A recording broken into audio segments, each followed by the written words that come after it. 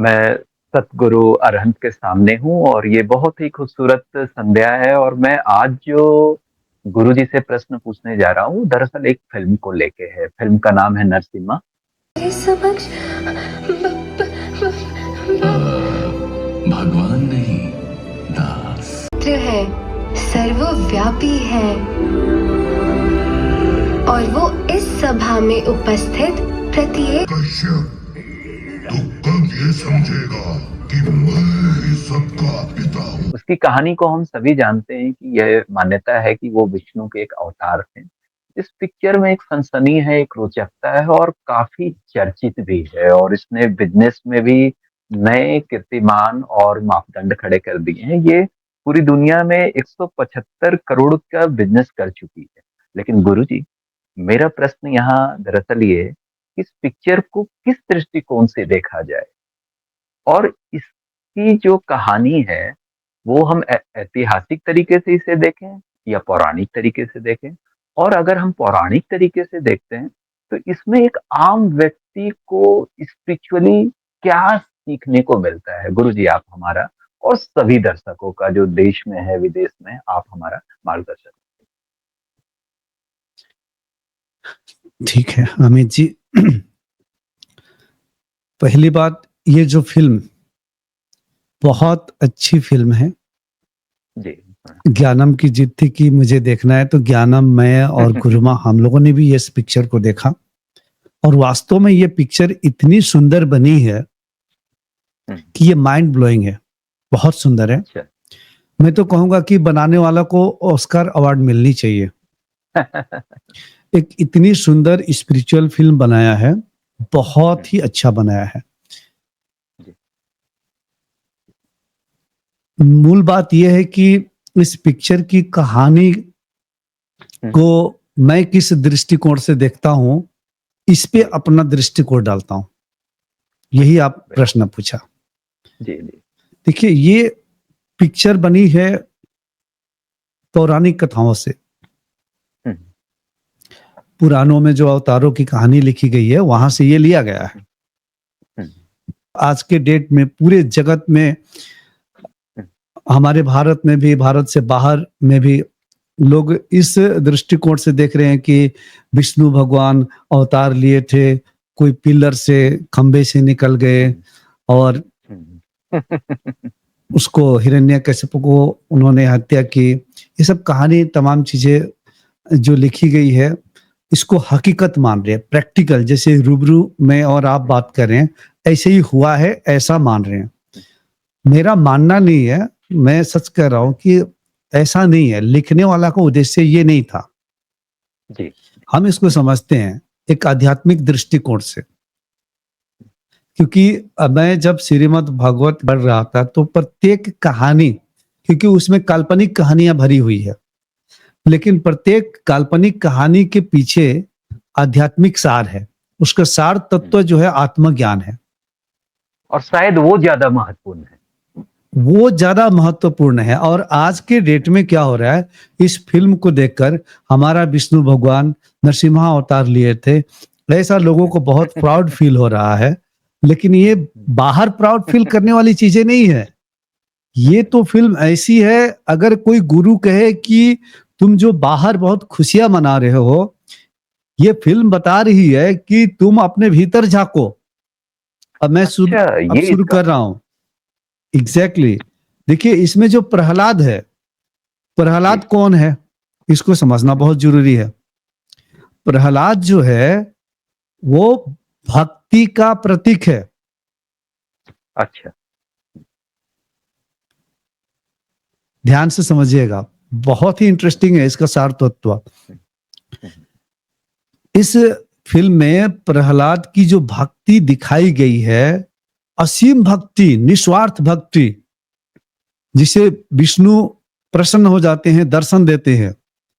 और प्रहलाद की भक्ति ऐसी भक्ति है कि चाहे उसका प्राण चला जाए तो चला जाए, लेकिन वो विष्णु की भक्ति यानी परमात्मा की भक्ति वो छोड़ नहीं रहा है। जी। यहां तक कि उसको सागर में फेंक दिया जाए तब भी ओम नमः भगवते वासुदेवाय, वो चांट कर ही रहे हैं। अच्छा। प्रहलाद, जी। और प्रहलाद को उनके पिता ने कई बार मारने का प्रयास किया, लेकिन प्रहलाद ने हर सिचुएशन में, हर परिस्थिति में भी उनकी भक्ति जो है विष्णु के प्रति कभी भी नहीं छोड़ रहे हैं। भले गला कट जाए तो कट जाए, आपको मार देना है तो मार दीजिए, ऐसी भक्ति है। इसका अर्थ क्या है, ये फिल्मों में है। अब मैं फ्रेम बाय फ्रेम नहीं जा रहा हूं, जो फिल्म देखे होंगे उनको समझ में आ जाएगा कि प्रहलाद की जी। भक्ति किस कोटि की भक्ति है। भगवते वासुदेवाय। तो प्रहलाद मतलब आपके भीतर जो डिवोशन है, आपके भीतर जो भक्ति है, यह भक्ति का प्रतीक ही प्रहलाद है। आपकी भक्ति किस कोटि का है? प्रहलाद की कोटि का भक्ति है तो आपको भगवान विष्णु का दर्शन होगा। यानी भगवान विष्णु कौन? सत्य का, सर्वव्यापी परमात्मा का। प्रहलाद की कोटि का भक्ति है तो आपको भगवान विष्णु का दर्शन होगा। यानी भगवान विष्णु कौन? सत्य का, सर्वव्यापी परमात्मा का। सर्वव्यापी परमात्मा का वो कहानियों में दिखाया जा रहा है, स्थूल में दिखाया जा रहा है। वास्तव में ये हमारी आध्यात्मिक जीवन की कहानी है। जब कोई साधक के भीतर भक्ति आती है, बिना भक्ति का परमात्मा तक कैसे पहुंचेंगे? तो जब भक्ति आएगी, हालांकि ये ज्ञान मार्ग से पहुंचते हैं, लेकिन भक्ति जो है सर्वोपरि कहा गया है। जब भक्ति आई, यानी कि वही प्रहलाद है। अब भक्ति जब आती है तो आप बताइए, एक आम व्यक्ति के जीवन में कितनी समस्याएं आती है, उसकी भक्ति को तोड़ने के लिए उसके भीतर कितनी निगेटिविटी आती है। बिल्कुल बिल्कुल बिल्कुल। तो हमारे भीतर की जो अहंकार है वो हिरण्यकश्यप। अच्छा, अंधकार हूँ। बहुत ही सुंदर मोड़ पे आपने ये कहानी को एक चलिए, बहुत ही नए तरीके से और हमारे आंतरिक भाव से जोड़ दिया। हाँ, तो हिरण्यकश्यप जो है ये हमारे भीतर की अहंकार है। जब तक अहंकार है तो अहंकार के बहुत संतान है। अहंकार का संतान जो है काम है, क्रोध है, लोभ है, मोह है, वासना है, इच्छाएं हैं, चिंता, भय, द्वंद्व, द्वेष, ये सब अहंकार के अनंत संतान है। तो उस फिल्म में इतनी अच्छी तरह से दिखाया जा रहा है कि प्रहलाद खुद भी कह रहा है अपने पिता को कि वो जो गुरुकुल में जब शिक्षा ले रहा है तो पिता परीक्षा ले रहे हैं कि तुम्हें क्या शिक्षा मिली, तो वो जब बता रहा है वो प्रहलाद, तो कितना सुंदर से बता रहा है। वो खुद भी पिता को कह रहा है कि काम, क्रोध, लोभ, मोह, माया, इन सब का त्याग करना चाहिए और परमात्मा रूपी विष्णु के शरण में जाना चाहिए। और जब हम अपने भीतर देखेंगे, अब देखिए फिल्म में तो बाहर हम देख रहे हैं, लेकिन इसमें कोई गुरु कह रहा है कि तुम अपने भीतर देखो। परेशानी यहां है, परेशानी यहां है। हमारे अंदर में प्रहलाद की जैसी भक्ति है या नहीं, प्रश्न ये है। अगर भक्ति है, अगर प्रहलाद की कोटि की भक्ति है तो आपके अंदर भी परमात्मा दर्शन देंगे। वाह। लेकिन आप स्वयं देखें, हमारे शिविर में भी जब लोग आते हैं, साधक आते हैं, तो कुछ खड़े होकर जो प्रश्न पूछते हैं तो क्या कहते हैं कि हमारे टीम को या मुझे भी रिक्वेस्ट करते हैं, कहते हैं कि गुरुजी ये हमारा वीडियो पार्ट कट करवा दीजिएगा। अक्सर होता है ऐसा। कट करवा दीजिएगा, क्योंकि मेरे घर वाले देखेंगे। तो ये देखिए आपकी भक्ति किस कोटि की है। ये तो आपने रियल लाइफ से भी जोड़ के इसको और मजेदार कोण दे दिया गुरुजी। लेकिन उसमें तो भक्ति प्रहलाद की दिखाई जा रही है। तुम गला काट दो तो काट दो, मैं विष्णु की भक्ति नहीं छोड़ूंगा। जी।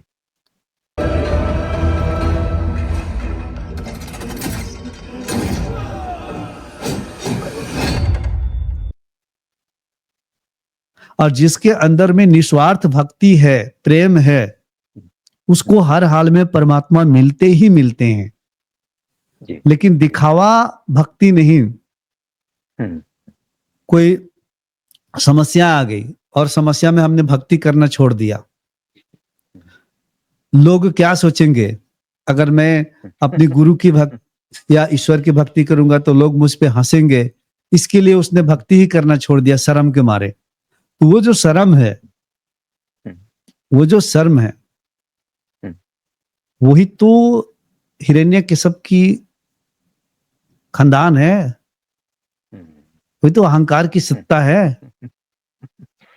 और हमारे शिविरों में भी लोग कहते हैं कि वीडियो काट दीजिएगा। अरे वो हिरण्यकशिप है ये जो तत्व रोक जो रहा हमारे है, भीतर है। आपकी भक्ति को सीमित कर रहा है और आप हार जा रहे हो। हिरण्यकशिप कह रहा है प्रहलाद को कि तुम मेरे टीम में आ जाओ, मैं ही सर्वपुरी हूं। लेकिन प्रहलाद नहीं जा रहे हैं।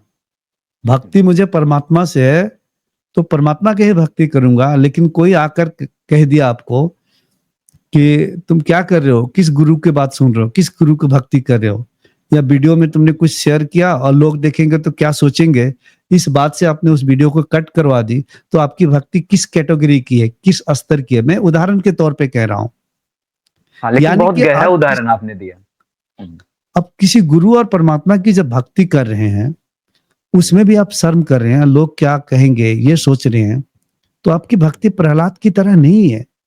वाह वाह। और प्रहलाद के अंदर जो समस्याएं आ रही है, वो समस्याएं जब हम भक्ति मार्ग में होते हैं तो हमारे अंदर जो निगेटिविटी आ जाती है, काम, क्रोध, लोभ, मोह, माया, द्वेष, भय, चिंता जो आ जाती है और हमारी भक्ति को विनष्ट करना चाहती है, अस्त व्यस्त करना चाहती है, हमारे डिवोशन को।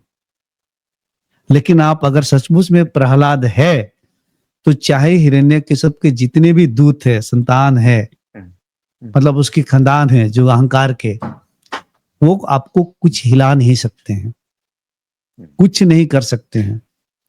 तो प्रहलाद का अर्थ है आपके भीतर की भक्ति, और हिरण्यकशिप का मतलब है आपके भीतर का अहंकार। अहंकार, अहंकार, लड़ाई उसकी अहंकार है। अब आपकी भक्ति और आपके अहंकार दोनों की लड़ाई हो रही है। अब तो किसी ने कहा कि अब अपने भीतर जाओ और अपनी भक्ति को देखो। तुम प्रहलाद को बाहर और नरसिम्हा अवतार को बाहर ही ऐसा मत देखो। नरसिम्हा अवतार का मतलब तुम्हारे इसी खंभे में, तुम्हारे ये जो इसी खंभे में ही परमात्मा का अवतरण तुम्हें मिलेगा। तुम्हारे अगर अंदर भक्ति है तो, प्रहलाद है तो, अहंकार तुम्हें अंतिम क्षण तक दबोचना चाहेगा। लेकिन तुम्हारी भक्ति अगर प्रहलाद की जैसी है, यानी भक्ति स्वयं प्रहलाद है, तो इसी तुम्हारे शरीर रूपी खंभे में परमात्मा की अवतरण होगा और अहंकार का नाश होगा, अहंकार खत्म होगा। लेकिन मैं तो देखता हूं, फिल्म देखा लोगों ने, वहां पे पूरा नमस्कार कर रहे हैं, सब कुछ कर रहे हैं। अच्छा। और क्या हो रहा है कि उनको, उनके अंदर ये हो रहा है कि अब मेरा ये भगवान थे, हमारा भगवान, अब हिंदुओं को लगता है हमारा भगवान, सनातनियों को लगता है हमारा विष्णु भगवान का अवतार नरसिम्हा अवतार। इधर वो दूसरे धर्मों के प्रति, क्रिश्चियन हो, इस्लाम हो, बुद्धिस्ट हो, फिर बुराई भी या नफरत भी देखता हूं मैं अंदर। अच्छा। जब आपने नफरत देखा या दूसरे धर्मों के बारे में आपने जैसे ही कुछ कहा, इसका अर्थ क्या है कि वो जो नफरत आया या दूसरे धर्मों को नीचे दिखाने की जो आपके अंदर में एक ऊर्जा आई, वही तो हिरण्यकशिप है। जिसके बारे में ये पिक्चर की कहानी है। एग्जैक्टली आपको पिक्चर देखने में मजा आ रहा है, उस पिक्चर को अपने भीतर उतारने में बहुत कठिन है। ये गुरुजी आपने बहुत ही गंभीर और बहुत ही सुंदर बात कह दी कि ये पिक्चर एनिमेटेड है, लेकिन इसको हम स्पिरिचुअली अगर नहीं समझेंगे तो इसका मूल उद्देश्य पूरा नहीं हो पाएगा। बिल्कुल। और इस पिक्चर को अगर कोई भीतर उतार ले और प्रहलाद की जैसे भक्ति आ जाए और हिरण्यकशिप को अपने भीतर के अहंकार को मान ले, अपने नफरत को मान ले, दूसरे को नीचा दिखाने को मान ले, दूसरों धर्मों के प्रति जो द्वेष है वो मान ले, वो जो द्वेष का भाव है, नीचा दिखाने का भाव है, जो नफरत का भाव है, यही हिरण्यकश्यप है, हमारे भीतर की स्थिति। वाह! वाह! मतलब ये प्रत्येक व्यक्ति के लिए वो बड़ा महत्वपूर्ण है ये पिक्चर, अगर सार समझे। सार समझकर अपने भीतर इस पिक्चर को उतारने की प्रयास करे, वो प्रहलाद बने। हाँ, ये भी ये बड़ा महत्वपूर्ण सूक्ष्म बात। तत्व है, ये सूक्ष्म तत्वों का ज्ञान है। भले ये हमें विजिबल में दिख रहा है, बट ये इनविजिबल की बात है। बहुत सुंदर, बहुत सुंदर। और मतलब ऐसे आपने श्रीमद् भाग, हाँ जी, जी, आपने ये कहा कि ये मनोरंजन नहीं है, एक मनोभंजन का प्रयास बन सकता है ये पिक्चर। मन को ये कैसे इस, तोड़ा जाए। हाँ जी, ये मैं कह रहा हूं कि इस पिक्चर को समझना है तो किसी एक गुरु से समझो आप, वो भी आत्मावान गुरु से समझो। वो सीधे उस पिक्चर को बाहर से भीतर की ओर लेकर आएगा, और भीतर वाह! उस पिक्चर को एक इनर इनर जो फिल्म चल रही है उसमें उनके दृष्टिकोण के लेकर आएगा और कहेगा कि देख, हुँ, तेरे अंदर की भक्ति की प्रतीक जो है वो प्रहलाद है, लेकिन किस कोटि की भक्ति है तुम्हारी? वाह! और तुम्हारी भक्ति को विनष्ट करने के लिए, तोड़फोड़ करने के लिए कितने हुँ, नेगेटिविटी है, कितने क्रोध, हुँ। क्रोध आया तो भक्ति गया। हुँ, और प्रहलाद बहुत को उस फिल्म में दिखाया जा रहा है, कोई क्रोध नहीं, हुँ, मृत्यु को स्वीकार कर रहा है। वाह! इतनी उच्च कोटि की भक्ति है। एक भी साधक के अंदर आज के डेट में उस लेवल की भक्ति दिखने को जल्दी मिलना मुश्किल है, बहुत कम, बहुत रेयर ऑफ द मुश्किल। रेयर आपको मिलेगी उस लेवल की भक्ति। हुँ। तो गुरुजी एक प्रश्न यहाँ मेरे मन में और भी आ रहा है, जैसे आपने इस कहानी को इतने सुंदर तरीके से समझाया और आपने ये बोला कि हमें इसे अपने मन के पर्दे में देख के अपने चेतना की स्थिति को समझना है। मैं तो ये बिल्कुल। समझ गया, लेकिन कथावाचकों की जो एक लंबी फौज है या जो इसकी राजनीति और इसके बाज़ारवाद की एक जो लंबी श्रृंखला है, उसमें इसके सार को कैसे पहुँचाया जाए आम लोगों तक? मैं आपको बता रहा हूं, बात मेरी बहुत कड़वी लगेगी, लेकिन ये हुँ, सच्ची है। जितने वृंदावन हो या कहीं भी हुँ, कथावाचक है, हुँ, इनके भीतर की स्थिति अगर कोई झांक हुँ, के देख ले, हुँ, अगर वो अंतर्दृष्टि हो, तो सब कुछ पता चल जाएगा। ये सिर्फ कथा कहने में रस लेते हैं और भीड़ इकट्ठा करने में रस लेते हैं। हुँ, उसका बाज़ार और भी है। बहुत सा एक बाजार है, बहुत सारे तमाम चीजें हैं, और बहुत सारे पाखंडवाद को भी बढ़ावा देते हैं। बिल्कुल। क्यों? क्योंकि इनको सत्य और काल्पनिक कहानियों में फर्क भी पता नहीं है। श्रीमद् भागवत गीता, हुँ, श्रीमद् भागवतम नहीं, श्रीमद् भागवत गीता नहीं, श्रीमद् भागवतम, हुँ, हुँ, वही पढ़कर कथा सुनाते हैं। लेकिन हुँ, जब मैंने उसको पढ़ना शुरू किया, तो जी, इतना सुंदर एक महान हुँ, ग्रंथ है श्रीमद् भागवत गीता, जी, क्योंकि उस है तो बहुत सारी काल्पनिक कहानियों से भरा हुआ, हुँ, लेकिन प्रत्येक कहानी के पीछे तुरंत जी। राइटर ने उसका सार को भी लिखा है। अच्छा। मतलब साथ साथ ही लेके जा रहा है हुँ, हुँ, हुँ, कहानी। बहुत ही रोचक कहानियां उन्होंने हुँ, हुँ, कहा, मनगढ़ी कहानी हो, काल्पनिक कहानी हो, जैसे भी समय, जब वैसा समय था, समय के अनुसार वेद व्यास ने खूब सुंदर ग्रंथों की रचना किया। और मेरे लिए तो जी, वेद व्यास जी बहुत पूजनीय स्वरूप है, क्योंकि बिल्कुल, ऐसे ऐसे बिल्कुल। महान ग्रंथों की रचना किया उन्होंने। हुँ, लेकिन उन ग्रंथों और उन कहानियों के पीछे के आध्यात्मिक जो सार तत्व है, हुँ, उसको लोग छोड़ दे रहे हैं और कहानियों को ही सत्यापित कर रहे हैं कि ये ऐसा, ऐसी घटनाएं घटित हुई थी। अब पौराणिक कथाएं हैं, वो पौराणिक कथाएं हैं, माइथोलॉजिकल स्टोरीज है, लेकिन जी, उस शास्त्र में इतनी दम है कि उसका हुँ, जो हुँ, केंद्र है वो आत्मज्ञान है। हुँ, जी। वो गुरुजी आत्मज्ञान की जैसे ओर खींच रहा है चेतना को। यही प्रश्न मेरा था कि वो कल्पना के माध्यम से, कहानी के माध्यम से भी वो हमें सत्य की ओर, अपने भीतर की ओर ले जाने की एक कोशिश थी। बिल्कुल। अब देखिए, जो कथा सुना रहा है तो उसको साथ साथ हुँ, में ये कथा कहने के बाद जो सार हुँ, तत्व लिखा गया है उसको भी बताना जरूरी है। बिल्कुल, बिल्कुल, बिल्कुल। इसमें सुखदेव मुनि जब राजा परीक्षित को कथा सुना रहे हैं, ये कहानी मैंने पहले भी कह चुका हूं और एक बार तो अपने शिविर में श्रीमद् भागवत को भी दिखाया। बहुत सुंदर। उसका अंतिम उद्देश्य भी मैंने वो चैप्टर खोल के भी दिखाया। तो खुद कह रहे कि अब तुम छोड़ो ये सब कहानियों को, बहुत सुन लिया, बहुत कहानी सुन लिया, अब तुम जानो खुद को ही, तुम ही वह ब्रह्म हो।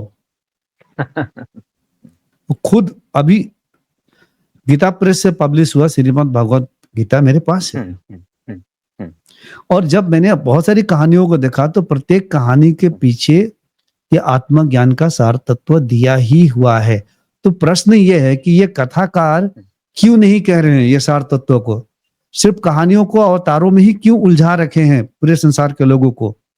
और ये मेरा आपसे प्रश्न है गुरुजी, ये बहुत गहरी बात है, ये बहुत गहरी बात है।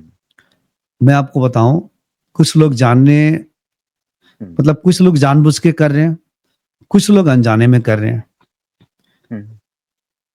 आपको भली बात पता है कि मेरे लिए ना कोई ब्राह्मण है, ना कोई क्षत्रिय है, ना वैश्य है, ना शूद्र है। मैं ये जो कह रहा हूं इसको भी नकारा जाएगा समाज में। जो कथाकार है, जो ब्राह्मणवाद चल रहा है, वो तो नकारेंगे। वो तो कहते हैं कि जो पृथ्वी पे जो काम चल रहा है, जो घटनाएं चल रही है, जो क्रियाएं चल रही है, ये देवता के नियंत्रण में है। और देवता जो है मंत्रों के नियंत्रण में है, और मंत्र जो है ब्राह्मण के नियंत्रण में है। तो देवता भी ब्राह्मणों की मुट्ठी में है। ये है ब्राह्मणवाद की फिलॉसफी। आज आर्टिफिशियल इंटेलिजेंस का युग है, हम चांद में जा रहे हैं, मंगल ग्रह में जा रहे हैं, हम कैसे इसको विश्वास कर सकते हैं आज के वैज्ञानिक? हमारे भारत में आज भी मैं कह रहा हूं 80%, मुझे तो लगता है कि करीबन समवेयर बिटवीन 70 to 80% लोग आज भी पखंडवाद में फंसे हुए हैं। वो धार्मिक काल्पनिक कहानियों में इस तरीके से फंसे हुए हैं कि निकले भी तो कैसे निकले, क्योंकि उनका भी हजारों सालों से वो सबकॉन्शियस माइंड की प्रोग्रामिंग, मतलब जेनेटिकली चीजें ट्रांसफर हो रही है। और आपने ये प्रश्न जो पूछा कि ऐसा क्यों है, तो इसका उत्तर सुन लीजिए जी। देखिए, हम जब इतिहास के पीछे जाएंगे, जब श्रीमद् भागवत गीता लिखा गया था, और ये भी वेद व्यास के द्वारा लिखा गया है। 18, पहले तो ये सुन लीजिए, 18 पुराणों की भी रचना वेद व्यास के द्वारा की गई है। महाभारत भी वेद व्यास के द्वारा, देवी भागवत पुराण भी वेद व्यास के द्वारा। उन्होंने तो अनेक ग्रंथों की रचना की है। अब तो देवी भागवत महापुराण में वेद व्यास दुर्गा को ही सर्वोपरि कह रहे हैं, वही ब्रह्म स्वरूपणी है, वही सब कुछ है। शिव पुराण में तो शिव को कहेंगे, विष्णु पुराण में विष्णु को कहेंगे, श्रीमद् भागवत पुराण में फिर कृष्ण को कहेंगे। तो ये तमाम कंफ्यूजन है लोगों के अंदर। जो समझ रहा है उसके लिए कंफ्यूजन नहीं है, आम लोगों के लिए बहुत कंफ्यूजन। तो क्यों ना हम, लेखक जब लिख रहा है तो लेखक के दृष्टिकोण से हम इन चीजों को समझे। बिल्कुल, लेखक ने क्या लिखा है उसको नहीं, लेखक की दृष्टिकोण क्या था। जब अब वेदों को भी संकलन जो किया गया, आपको पता ही है, वेद व्यास के द्वारा। वेद के बाद उपनिषद आया और तमाम ऐसी ऐसी चीजें फैलती चली गई। अब उपनिषद के बाद श्रीमद् भागवत गीता। जब आप उपनिषदों को पढ़ेंगे और श्रीमद् भागवत को पढ़ेंगे और वेद को पढ़ेंगे और महाभारत को पढ़ेंगे, हालांकि मैंने इतनी गहराई में पढ़ा नहीं हूं, लेकिन जितनी भी मैंने देखा हूं, साफ मुझे क्लियर दिखाई देता है कि वेद व्यास ने एक ही तत्व को, एक परम तत्व को, आत्मज्ञान को, ब्रह्म ज्ञान को दर्शाने के लिए, समझाने के लिए इतनी सारी ग्रंथों को रचना किया। हालांकि उपासना कांड, कर्म कांड, ये सब तो है ही वेदों में, लेकिन रामायण भी पढ़ेंगे तो रामायण को जो सार तत्व है वो ब्रह्म ज्ञान को प्राप्त करना, आत्मज्ञान को प्राप्त करना। ठीक श्रीमद् भागवत का भी वही उद्देश्य है और पुराणों का भी उद्देश्य वही है। तो लेखक का जो इंटेंशन है वो तो बहुत नीट एंड क्लीन और साफ सुथरा है उस समय के लोगों के लिए। हाँ, अब ये भी बात मान। अब देखिए, जब उन्होंने पुराणों की रचना की तो ये बहुत बाद की रचना है। अच्छा। Jesus Christ, before Jesus Christ Shrimad Bhagavat Upanishad आ चुके थे जी। और रामचरितमानस ये तो बहुत बाद का है, और पुराणों हाँ, की जो रचना हुई है ये भी कहीं ना कहीं आफ्टर जीसस क्राइस्ट, कहीं इतिहास में मिलता है आफ्टर जीसस क्राइस्ट और 9 एडी तक, और कहीं कहीं मिलता है कि जीसस क्राइस्ट के आने से 100 साल पहले से पुराणों की रचना की लिखना शुरू होता है और 900 एडी तक ये लिखा जाता है। तो ये बहुत बाद में पुराणों की रचना होती है। उसके पहले तो लोगों को पता नहीं है अवतारों के बारे में, लीलाओं के बारे में, इन काल्पनिक ढेर सारी कहानियों के बारे में उसके पहले लोगों को पता नहीं था। अच्छा। ये लिखने के बाद, और जब वेद व्यास ने लिखे थे उस टाइम के जो लोग थे वो इन चीजों को नहीं मान रहे थे। जनरेशन, जब एक जनरेशन पार हुआ, दूसरा जनरेशन आया, तीसरा जनरेशन आया, क्योंकि उसका अब सॉलिड प्रूफ नहीं है कि ये सचमुच में हुआ था या नहीं हुआ था। हाँ, ये तो हमारे माँ, हाँ, बिल्कुल। अब हमारे माँ बाप ने जो माना बच्चे ने वही मानते चला गया, फिर उनके बच्चे ने वही मानता चलेगा और ये मान्यता बन गई। और आज लोगों को दिमाग में ये बहुत सारी माइथोलॉजिकल स्टोरीज हकीकत बन गई है। आज के एआई के जमाना में जी। इतनी टेक्नोलॉजी एडवांस हो चुकी है, विज्ञान एडवांस हो चुका है, अभी भी लोग किस प्रकार की काल्पनिक कहानी और पाखंडों में अभी भी फंसे हुए हैं। अब बताइए आप। और ये कहते हैं कि शास्त्र सम्मत बात होनी चाहिए। शास्त्रों में तो ऐसी ऐसी बातें लिखी है कि किसी भी प्रकार से शास्त्र सम्मत कैसे हम बोल सकते हैं, बोल ही नहीं सकते हैं। बिल्कुल, बिल्कुल नहीं गुरुजी, बात तो सत्य की होनी चाहिए। ये भारत जो है सत्यम शिवम सुंदरम का देश है। केवल शास्त्रीयता बिल्कुल। से हमेशा सत्य का संबंध हो ये जरूरी तो नहीं है ना गुरुजी। हाँ जी, हाँ जी। ये पाखंडवाद बहुत फैला हुआ है। तो अभी सुनिए, अभी पूरा हुआ नहीं है। वेद व्यास तो चले गए। अब वेद व्यास की जो लेखन है वो व्यासपीठ अभी भी चल रहा है। उन्होंने जो बनाया सिस्टम, वो चीजें अभी भी चल रहा है, और कथा सिर्फ ब्राह्मण ही कहेंगे, ऐसे भी कुछ लिखा हुआ है श्रीमद् भगवद गीता में, और सिर्फ ब्राह्मण लोग कथा कह रहे हैं। तो अब इसमें तो आपको उनकी पौराणिक कथाओं में यह भी मिलेगा कि ब्रह्मा के मुख से ब्राह्मण पैदा हो गए, क्षत्रिय पैदा हो गए भुजाओं से, जांघों से वैश्य, और चरणों से शूद्र पैदा हो गए। ये कौन सी वैज्ञानिक बातें हैं? ऐसा भी थोड़ी होता है।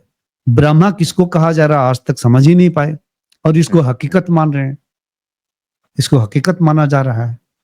ये शास्त्र सम्मत हम कैसे मान लेंगे इस बात को? इसके साथ हमें तत्वों सत्य को आप सम्मत होना समझिए। पड़ेगा। हाँ, हमें सत्य बिल्कुल जी, सम्मत होना पड़ेगा। बिल्कुल। तो अब सुनिए मैं जो कह रहा हूं ध्यान से। जब वेद व्यास ये सब लिखे, एक समय था करीबन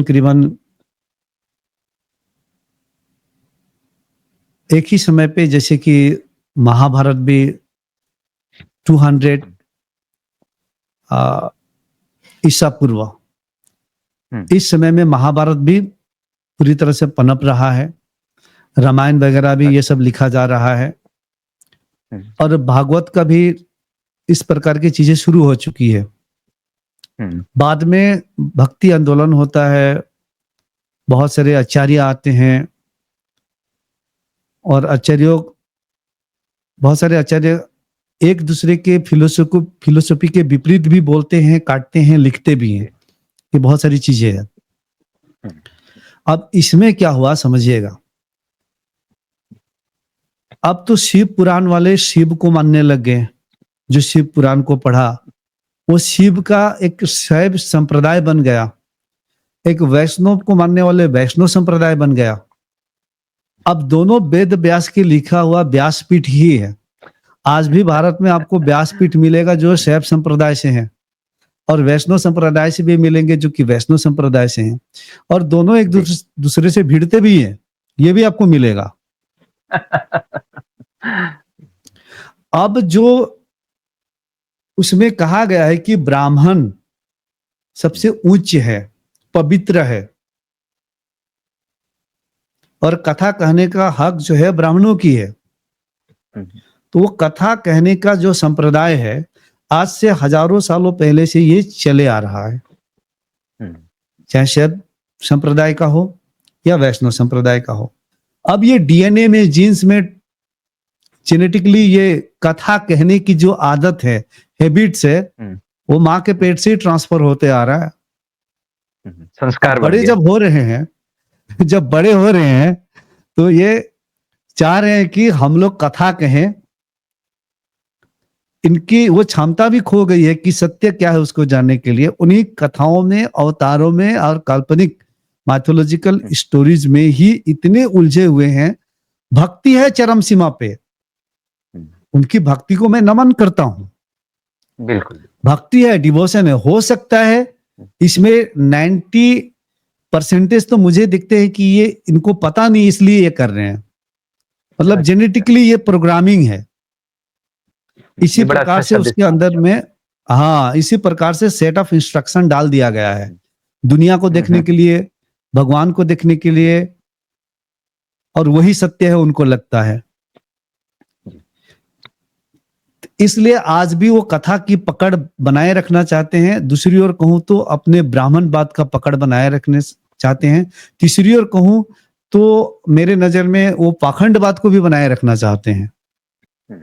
कथा तो बहुत सुंदर है अगर सार तत्वों को समझाया जाए तो, लेकिन ये पाखंडवाद खूब चल रहा है। हाँ, ये पाखंडवाद खूब चल रहा है, ये तमाम पाखंड चल रहा है। और भारत देश को अगर आगे बढ़ना है, 3 पाखंडियों से युवाओं को बचाना पड़ेगा। ये बहुत गहरी बात आपने कही गुरुजी। उनको सत्य की ओर आना पड़ेगा, उपनिषदों की ओर आना पड़ेगा, बुद्ध की ओर आना पड़ेगा, कबीर की ओर आना पड़ेगा, गुरु नानक देव की फिलोसफी की ओर आना पड़ेगा, रविदास की ओर आना पड़ेगा, ओशो के ज्ञान की ओर आना पड़ेगा। जो सत्य है, जो परम चेतना की बात की जा रही है, जिसमें उपनिषदों में भी ये खूब गुणगान गाया गया है, इसमें आना पड़ेगा। तब ये हमारा भारत के भीतर जो डिवीजन हो रखा है वो आपस में ही हिंदू सनातनी कहने वालों का, ये सब एक गति, एक दिशा में आ जाएंगे। आत्मज्ञान की ओर आना पड़ेगा। ये तमाम काल्पनिक देवी देवता अवतार, इन सब से निकलना पड़ेगा। और ये पकड़ बनाए रखना चाहते हैं कुछ लोग हमारे समाज के। उनको लगता है कि ये जब तक चलेगा, और कुछ लोगों की तो साजिश भी चल रही है कि मनुस्मृति से हमारा देश चलना चाहिए। 2035 तक मनुस्मृति आ जाना चाहिए और संविधान हट जाना चाहिए, और उससे हमारा देश चलेगा, उससे हमारा देश चलेगा। आप देखते रहिए, युवा जाग रहे हैं, विवेक सबके अंदर धीरे धीरे जागृत हो रहा है, और आने वाले कुछ वर्षों में ये पाखंडवाद, समय लगेगा, हो सकता है 100 साल लगे, लेकिन पाखंडवाद धीरे धीरे धीरे ये खत्म हो जाएगा। और आप भी शायद यही कर रहे हैं। इस पे जो चोट कर रहे हैं आप सीधे तरीके से, क्योंकि मैं इस बात को नहीं मानता हूं। अगर, चलिए मैं बाद में जाऊंगा, कभी दूसरी डिस्कशन हो जाएगी। आज की तो डिस्कशन इतने ही रही। फिर से दोहरा रहा हूं कि नरसिम्हा कोई अवतार में ना फंसे। नरसिम्हा एक परमात्मा या विष्णु को ही यहाँ पर सिंबलाइज किया जा रहा है, या एक सांकेतिक है। प्रहलाद हमारे अंदर की भक्ति का प्रतीक है, और भक्ति किस कोटि का होना चाहिए? प्रहलाद की जैसे भक्ति दर्शाया जा रहा है, उस कोटि की भक्ति होनी चाहिए। आपके इसी खंभे में परमात्मा का अवतरण होगा, आपके भीतर का अहंकार चकनाचूर हो जाएगा एक दिन। ये है तत्व ज्ञान। तो बहुत बहुत धन्यवाद गुरुजी। बात जो चली वो चली तो एक पिक्चर के माध्यम से, लेकिन बात बहुत ही खूबसूरत निकली, और वो खूबसूरत ये निकली कि हमें कल्पना लोक से तथ्य और सत्य की दिशा में और बाहर से भीतर की ओर जाना है, भले ही हम पिक्चर देखें। और आपने बिल्कुल। आगे चल के 2-3 जो समस्याएं हैं उसको बड़े अच्छे से आपने शब्द भी दिया कि जैसे जेनेटिकली जो है ये प्रोग्राम्ड हो गया है, ये कथा और कल्पनाओं की दुनिया।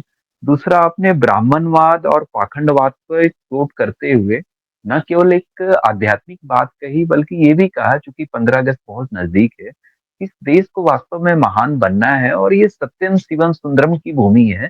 यहाँ अनेकों तरीके से सत्य को खोजा गया, तो वहाँ शास्त्र और शास्त्रीयता से और कथा और कल्पना से मुक्त होके हमें तथ्य, हमें वैज्ञानिकता और हमें तार्किकता से अध्यात्म को जोड़ना है। और उसका सार भी आपने बताया। इस सारी कथाओं का आपने बड़े ड्यू रिस्पेक्ट से व्यास जी का नाम भी लिया। इसे हमें अपने भीतर के जीवन में समझना है, उतारना है और जीने की कोशिश करनी है। तो गुरु जी, आपका हम बिल्कुल। पूरे दर्शकों की ओर से बहुत बिल्कुल। बहुत धन्यवाद करते हैं, क्योंकि और आज मैं जो ये भक्ति, जी हाँ जी, साथ ही साथ आपको ये भी ऐड करना चाहिए, तार्किकता के साथ मैं भक्ति को सर्वोपरि मैं भी मानता हूँ। वाह वाह जी। हाँ, भक्ति चाहिए। भक्ति चाहिए, डिवोशन, हाँ, डिवोशन श्रद्धा। चाहिए। ये अगर नहीं, ये तो अगर जिसके अंदर आ जाए तो ये बहुत सर्वोपरि है। बरोबर। मैं भक्ति के खिलाफ में नहीं हूँ।